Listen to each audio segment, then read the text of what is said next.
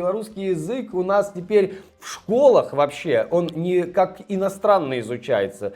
И мало того, что изучается как иностранный, так детям так тяжело, детки вообще не понимают этот белорусский. И даже Сейчас родители про именем... видео, И даже где родители... 2 слова эта женщина прочитать не смогла. Да, даже родители не могут помочь детям своим в изучении белорусского языка, родной мовы. Весняй зараначкай светить, лашчыть, як звон ручая. Но белорусы не растерялись и записали ответ этой великолепной, грамотной женщине. Беларусы, что это такое? Другі класс. Задали вучить верш. Это что за слова такие? Пробачьте мне.